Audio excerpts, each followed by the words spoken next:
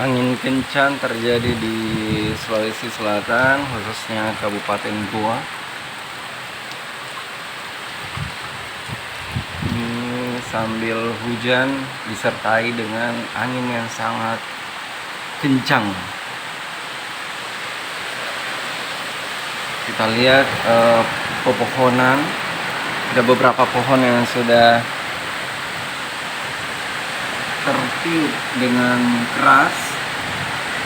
Memang sudah ada peringatan dari BMKG Sulawesi Selatan